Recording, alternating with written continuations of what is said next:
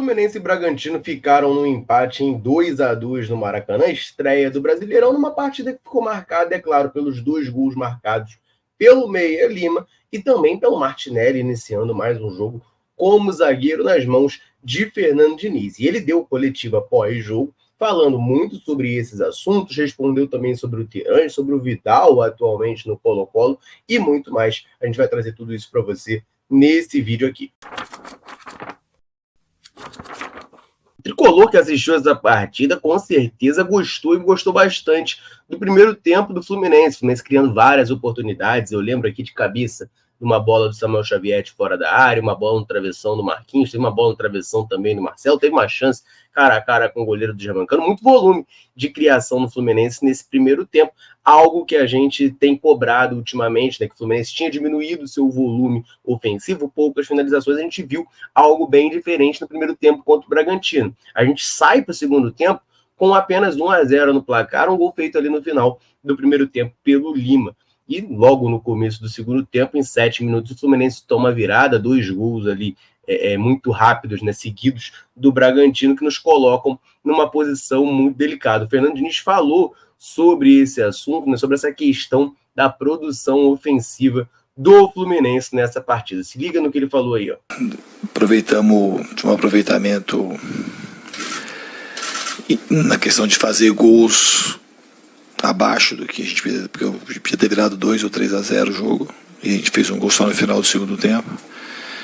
E o ponto negativo foi voltar depois, em 5 minutos, a gente ter sofrido 2 gols. Você perguntou do número de bolas aéreas, você falou? Então, se a gente for procurar uma solução mais fácil, eu falar porque não estava jogando sem zagueiro, né? E não é assim. O segundo gol até justifica se tivesse um zagueiro, mais um zagueiro, talvez tivesse o gol pudesse ter sido evitado.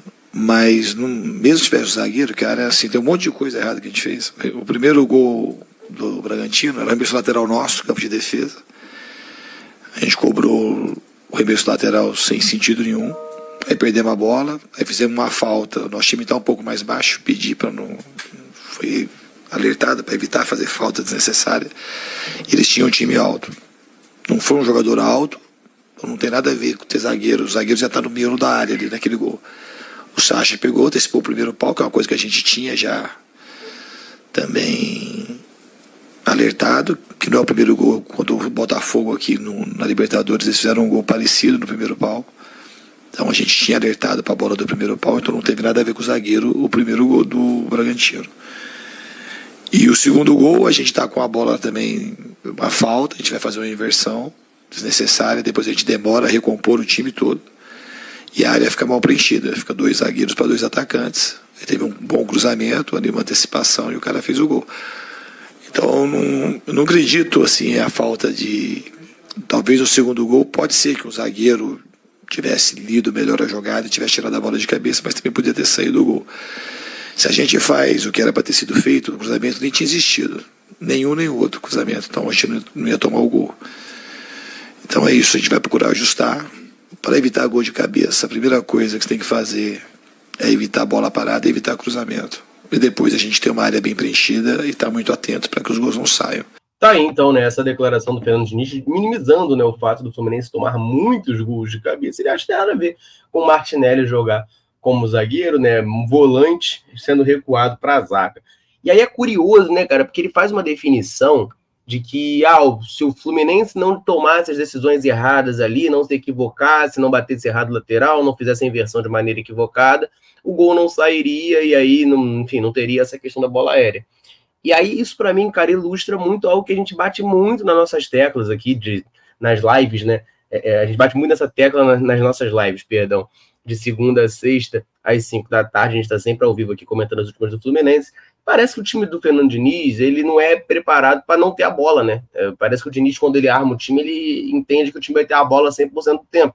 E, cara, esse tipo de coisa pode acontecer, o time pode errar um lance, o adversário pode ter um mérito de antecipar uma jogada, Aí o time sem a bola, cara, não pode ser tão vulnerável como o Fluminense é. A gente mais um jogo tomando gol, hoje tomou 2 gols do Bragantino, os 2 gols, inclusive, em bola aérea, né? Ah, tudo bem, o Sacha não é alto, não é.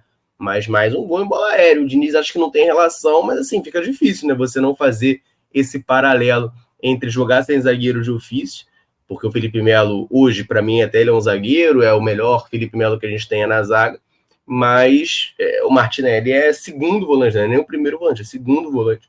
E hoje virou zagueiro, não é um cara alto. Então isso aí acaba afetando e afetando muito. Além da gente perder o Martinelli no meio campo, que para mim faz muita falta pro Fluminense. Eu acho que o Lima, desde quando ele chegou aqui, foi uma das melhores contratações que a gente fez desde o ano passado. Talvez o Lima, talvez ele seja o jogador que mais atuou pelo Fluminense desde quando ele foi contratado. Não em minutagem, mas todo jogo, se ele não saiu titular, ele entrou na partida. E na imensa maioria das vezes correspondendo e ajudando o Fluminense. É um jogador inteligente, de técnica refinada, de muita mobilidade. E para jogar de 8, ele desempenha muito bem, porque ele ajuda na marcação e ele chega muito bem na frente. Só viu a quantidade de gols que ele tem, de assistência, mesmo não sendo o titular absoluto do time. Então acho que a gente tem muito ganho quando o Lima entra no time. Obviamente você pode falar assim, pode ser que perca um pouco de marcação, mas ele corresponde bem, ele é um cara muito dinâmico. E eu espero que a torcida olhe ele com olhos diferentes, porque esse é um jogador que merece crédito com o torcedor do Fluminense, porque ele foi muito importante em tudo que a gente tem conquistado nesses últimos tempos. Cara, o Fernando Diniz fala aí nessa declaração sobre o Lima, né? Até curioso, porque eu tinha acabado de falar, né? De perder o Martinelli no meio campo, o Martinelli vai para a zaga e o Lima é quem é titular no meio. E, cara, o Lima faz os 2 gols do Fluminense contra o Bragantino, é verdade. O mais importante do futebol é o gol. Se o Fluminense pontuou nesse jogo é graças ao Lima. Se o Fluminense vencer esse jogo seria graças ao Lima. Mas, em maneira geral, eu não achei a partida do Lima boa. Eu concordo com o que o Diniz fala. Diferentemente de muita gente que assiste aqui o canal, eu não acho o Lima ruim, não, tá? Eu acho o Lima um jogador útil. Ele é polivalente, ele ajuda em diversas funções. Mas já fiz essa definição, né? Para mim, o Lima é uma batata palha. Você não vai comer a batata palha como seu prato principal na janta. Ela vai muito bem ali como um acompanhamento. O Lima, para mim, é isso. Quebra um galho muito bem em várias posições, só não pode ser o cara do teu time. E eu concordo, só que aqui no Fluminense ele joga como segundo volante, né, como camisa 8. O Diniz acha que ele vai bem nessa posição, que serve, e eu particularmente prefiro ver o Lima jogando do meio para frente. Ele como segundo volante é algo mais para quando o Fluminense vai fazer o abafa, e aí tira um zagueiro para atacar, o Lima jogar de segundo volante nesse cenário, por mim tudo bem. Agora, para começo de jogo, são sempre partidas ruins do Lima, é muito raro você ver uma grande partida do Lima como segundo volante. A tendência, na real, é ele, em geral, irritar mais. Mas, repito, é um jogador que eu gosto, tá? Acho polivalente, acho muito útil. A definição do Lima, para mim, é útil. O Lima é um jogador útil. Você vai precisar dele na ponta, ele vai render, vai precisar dele como 10, ele vai render, vai precisar dele como volante, ele vai render, mas é aquela coisa, ele vai render como um quebra-galho. Ele vai quebrar o teu galho ali, ele não vai ser a solução dos seus problemas. Antes de eu partir para as próximas respostas do Fernando Diniz aqui, eu quero rapidamente relembrar você que está aqui assistindo esse vídeo de correr no comentário fixado daqui do vídeo, porque lá tem o link do canal da Central Fluminense no WhatsApp. Por lá você fica sabendo de tudo o que acontece com o Fluminense em primeira mão, recebe os links de vídeos e lives da Central, tudo no seu WhatsApp. Então, te espero lá, corre no comentário fixado desse vídeo, clica no link, aperta o botão seguir e vem fazer parte do nosso canal. Combinado? Na realidade, o pedido meu é desde sempre. Quando não tinham determinados adversários, tem mais dificuldade para fazer finalizações. Eu acho que com o tempo, com os treinamentos, com o ajuste melhor do time e também com a característica de alguns jogadores, a gente tem mais possibilidades de fazer chutes de fora da área e também a gente chutou de fora da área hoje com um monte de gente, teve finalização de cabeça, finalização de dentro da área de pé. Eu acho que o time conseguiu jogar muito bem hoje, principalmente no primeiro tempo, e no segundo tempo também jogou bem. Infelizmente, a gente voltou para o segundo tempo menos concentrado na marcação do que devia. A gente devia ter marcado melhor ali na fase inicial do segundo tempo, que o Bragantino se arriscou, colocou um ponta e 2 centroavantes, e a gente tinha que ter tido mais atenção para a gente evitar principalmente esse começo do jogo, para a gente voltar a ter o controle natural, que a gente teria o controle do jogo. A gente estava jogando muito bem com posse, a gente estava fazendo ataque rápido, estava jogando com o jogo com saída curta, com saída longa, estava estando de fora da área, estando dentro da área, tendo penetração por dentro, jogando dos dois lados do campo. Então, ofensivamente, que é o mais difícil, a equipe estava produzindo muito bem, mas a gente tinha que ter marcado melhor. Não é a defesa, não é a linha de 4. O time todo tinha que ter marcado melhor, principalmente no começo do segundo tempo. Cara, o Diniz fala isso, e assim, eu concordo em linhas gerais com ele, né? O mais difícil pode ser realmente criar, né? É mais fácil você fazer um jogador que tem qualidade técnica aprender a marcar do que um jogador que só sabe marcar, não tem qualidade técnica aprender a jogar bola. Beleza. Só que assim, mais uma vez, né, cara, o time tá criando bem ofensivamente. Beleza, só que se você quiser ser campeão brasileiro, cara, você tem que melhorar essa defesa. Aí beleza. Não é a linha de 4, é o sistema, etc e tal. Cara, mas isso tem que ser resolvido. E o Diniz eu vou sendo sincero, o Diniz sabe fazer isso, porque em 2022 ele teve um período, vocês vão lembrar, cara, que o Fábio ficou uma sequência ali como goleiro com menos vazado do Fluminense em Campeonato Brasileiro. Lembro de uma sequência de jogos ali perto da época da aposentadoria do Fred. O Fluminense ficou muito tempo sem tomar gol. A gente estava muito bem defensivamente, muito sólido. E isso foi por água abaixo já desde o ano passado. E esse ano, cara, mais uma parte daí que a gente toma 2 gols. O Fluminense toma gol todo santo jogo, gente. O Fluminense toma gol todo santo jogo. Isso aí não dá para achar que é normal. É desconcentração, é isso. Tem sempre uma desculpinha, uma coisa pontual ali que faz o Fluminense acabar tomando gol. Mas toma, e aí não adianta. Você tem uma produção ofensiva muito boa. Se você não tem essa conversão fantástica, você está num dia como foi hoje, você criou várias oportunidades, mas você não conseguiu converter, tu converte uma só, o Bragantino chegou 2 vezes lá, meteu 2 gols, e aí botou a gente numa situação complicada para ter que buscar esse empate. Eu acho que é tudo junto. É uma escolha para o time ter mais chance de ganhar o jogo. E a gente fez isso inúmeras vezes o ano passado com o André. Estava puxando mais o André do que o Martinelli para a zaga, mas o Martinelli tem um pouco mais de altura, um pouco mais de jogo aéreo. E é uma conta que a gente tem que ajustar. O time, eu não enxergo nunca o time como um setor isolado.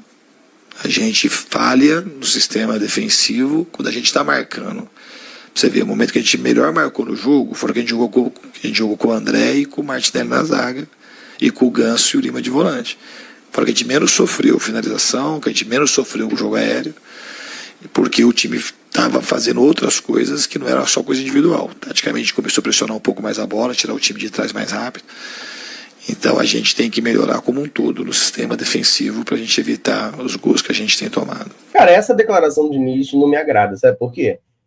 Beleza, o Fluminense sofreu menos, mas foi o momento que o Fluminense estava perdendo o jogo no Maracanã e indo para cima do Bragantino. É natural que a gente sofrer menos mesmo. Não quer dizer que essa formação, vamos botar dessa maneira, seja sustentável. São casos e casos. No momento que o Fluminense está perdendo no Maracanã, a gente vai para cima. E aí, de fato, beleza, nesse momento o Bragantino vai chegar muito pouco. Eles vão realmente querer segurar o jogo lá, querer segurar a vantagem que eles têm. Então, isso me preocupa muito, gente. Sendo muito sincero, me preocupa muito, porque eu não sei se é uma coisa que ele fala da boca para fora ali na coletiva, até para se proteger, se blindar o elenco. Me preocupa do Diniz achar que tá tudo certo, tá tudo normal nessa questão defensiva do Fluminense que acontece, que são desconcentrações, que são erros, que são falhas. Cara, o buraco é muito, mas muito mais embaixo do que isso. Tem mais pergunta do Diniz para a gente comentar nesse vídeo aqui, mas antes, rapidamente, eu quero aproveitar para dar uma moral para a galera que está sempre ligada aqui na Central, sempre nos dando moral. Convido você que está aí nos assistindo a deixar um comentário aqui embaixo nos contando o seu nome e de onde você está nos assistindo. Gostamos muito de saber até onde nesse mundo gigantesco a Central consegue alcançar. Galera, chega junto, comenta, e sempre que eu posso eu venho aqui e mando aquele abraço. Então, nesse vídeo, mandar um abraço para o Lauderan, do Distrito Federal, Gesiel, de Imperatriz, no Maranhão, Robério, de Aracruz, no Espírito Santo, Almir, de Volta Redonda, Newton, de Uberlândia e Assis, de Manaus, Amazonas. Um abraço para a galera ligada na Central e o convite, claro, para você que está nos assistindo. Quer que a gente mande um abraço, um salve, citando o seu nome? Deixe seu comentário aqui embaixo, falando, obviamente, o seu nome e de onde você nos assiste. Combinado? Isso é uma coisa meio... A gente tenta, no fundo o que a gente tenta não é fazer o que aconteceu contra o Grêmio, nem o que aconteceu contra o Inter. Se a gente puder fazer gol e não tomar, muito melhor, né? Então, às vezes acontecem alguns desequilíbrios e o torcedor que gosta de futebol é muito bom, mas a gente tem que procurar manter o nível de... A gente tem que, no fundo, teria que repetir o que fez no primeiro tempo, no segundo. Finalizar bastante e não possibilitar que o adversário finalize com facilidade. Eu nem acho que a gente cedeu muitas finalizações no segundo tempo também. A gente, infelizmente, os 8 primeiros minutos ali do 7 do segundo tempo foram muito determinantes para a gente não sair com a vitória hoje. A definição do Diniz e a minha é diferente, cara. Eu lembro de um lance, ainda no primeiro tempo, que o nosso querido La Quintana, não foi? O La Quintana chegou, tem uma falha do Felipe Melo, que ele dribla, acaba não conseguindo finalizar. Tem lance do Eduardo Sacha chegando cara a cara, batendo, fazendo boas defesas. Então, assim, o Bragantino também teve suas oportunidades, tá? Não é aquele jogo que foi um massacre do Fluminense que o Bragantino não viu a bola. Tanto é que ele meteu 2 gols ali no segundo tempo, nesse momento de desatenção, e conseguiu ir bem. Mas eu vou bater mais uma vez nessa tecla. O Fluminense é um time bagunçado defensivamente, cede muitas oportunidades. E pior de tudo, né? Agora tá num nível que os caras conseguem ter finalização de muitíssima qualidade, né? Que eles batem gol, o Bragantino chutou pouco, o Fluminense não cedeu tantas finalizações ao Bragantino e tomou 2 gols. Imagina se tivesse cedido então, ô Diniz. Meu Deus do céu, né, cara? Isso que me preocupa, isso que me deixa completamente aterrorizado. O Vidal é um jogador que eu tenho muita admiração por tudo que ele construiu no futebol. E aqui era um prazer poder enfrentá-lo aqui quando ele estava no Flamengo. Embora a gente nunca tenha trabalhado junto, teria sido um prazer. E ele sabe disso, eu farei. Ele deu a camisa para eu dar para os meus filhos, que também... Tá aí, então o Diniz também fala do Vidal, né? Arthur Vidal jogou aqui no futebol brasileiro no Flamengo, também no Atlético Paranaense. E concordo com o Diniz, tá? Gostava muito de jogar contra ele, porque o retrospecto do Vidal contra o Fluminense é simplesmente horroroso, mas sinceramente também, eu aqui como torcedor do Fluminense me preocupo, tá? O Diniz rasgando elogios ao Vidal assim, a gente sabe, né? Pela idade que tem, é perfilzinho de contratação do Fluminense, né? Meu Deus, Deus me livre. Acho que o Vidal não tem mais condição nenhuma de jogar uma Série A de Campeonato Brasileiro, mas tá aí o Diniz rasgando elogios a ele. O Terence está treinando bem, está se adaptando e com o tempo, muito provavelmente ele vai ter mais minutagem. Aí então o Diniz falando também do Terence, né? O Terence entra hoje no segundo tempo ali, mas ainda não conseguiu deslanchar, né? O fato, ele fala que está se adaptando, se ambientando, é um jogador que ele vem cercado de alguma expectativa, é a maior contratação da janela do Fluminense, o Fluminense paga 14 milhões de reais para ele jogar, só que ele até agora não jogou, né? Ainda não conseguiu render e ser um Terence perto daquele que a gente conhecia na época de Atlético Paranaense. Vamos aguardar, claro, as cenas dos próximos capítulos, mas nesse vídeo essa era a coletiva do Fernando Diniz que eu queria trazer e debater junto com vocês. Teve muito elogio ao Lima, teve a passada de pano para a bola aérea do Fluminense, teve elogio ao Vidal, teve situação do Davi Terence também. Rapaziada, eu vou ficando por aqui. Um abraço, saudações tricolores. Tamo junto.